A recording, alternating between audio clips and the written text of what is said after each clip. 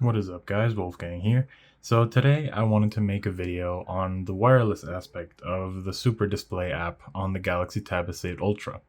I made another video using the wired version, but I received a comment asking to test the wireless version, so I decided to make a video about it. So when you first open the app and you want to connect wirelessly, the screen will be more of a darker hue, and I'll show a picture of that right now. And down here, where here in this case it says tap anything to return to Windows, it'll show FAQ and your IP address. Now, once you want to connect to your computer and use your tablet as a second screen, you have to copy that IP address into the app itself on the computer for SuperDisplay. And once you hit save, it will take you to this screen or straight to Windows. Now, and as I did in the original video, I just want to quickly show the performance. Now, I do have a 200 megabit speed internet, and my computer is connected via Ethernet, and my tablet is connected via Wi-Fi 5G. I'll do the same 3 demos that I did in the wired video, which would be YouTube, UFO Test, and lastly, Clip Studio Paint. Now then, if we hit play on the video, I'll raise the volume just a bit so you can hear it better. There are 2 icons. It can either be a lock icon or a touch icon, or it looks like a finger, something like this. So as you could see, when I said this, that is exactly when it has to cut back to my hand. And as you can see, there's very little lag actually.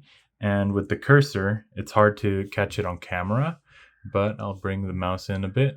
You can see that there's little to almost no lag. Now, once you're using it yourself, you notice it a bit.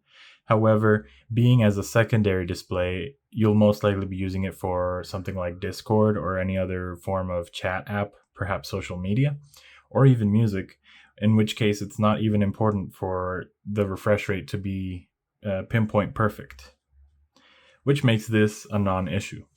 And then we saw YouTube. Now let's go to the UFO test.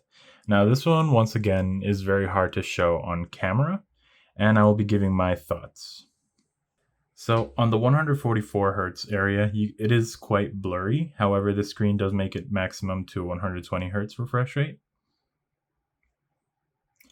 In the 72 FPS area, it seems very sharp to my eyes, and it has no visible trails. And in the 36 FPS area, well, although not recommended, but it looks usable. And last but not least, we'll go with Clip Studio Paint. And well, this one I believe would be the worst case scenario to use wireless for. I believe for drawing apps, the best scenario would be to use a cable, as it would improve latency by quite a bit. However, although it does seem a little bit laggy, you can see that it doesn't have too bad of latency. So if we just draw a bit, you can see that it isn't as bad as you'd expect. Now there is more delay behind the pencil, that's for sure. You can perhaps capture it a bit on camera.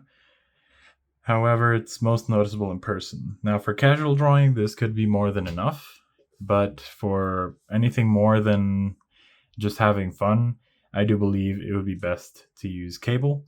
And just very quickly, you can see that pressure sensitivity is still working perfectly. Now then, as you can see here, in the settings app, you can see that it's running at 120 Hz, or it is at least trying to, with an 80% resolution scaling. And here you can also find the IP address on your device, your local IP, which allows your computer and tablet to connect using the same Wi-Fi. Now then, one last feature I didn't mention in the wired video is that you can move the icon, which switches between the modes.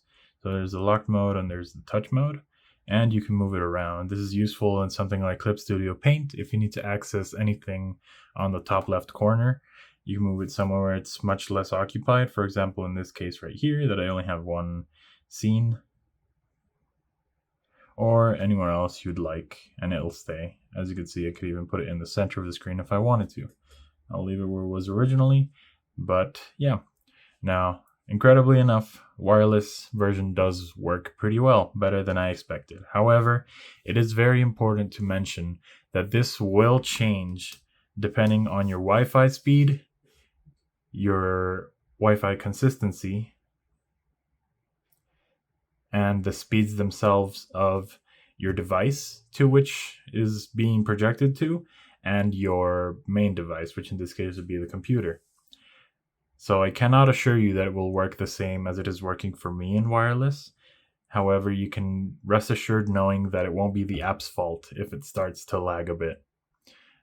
Thank you very much for watching, guys. If you enjoyed the content and want to continue watching similar videos to this one, hit the subscribe button down here and ring the bell icon so you don't miss out on any videos. Thank you very much for watching. Have a good day.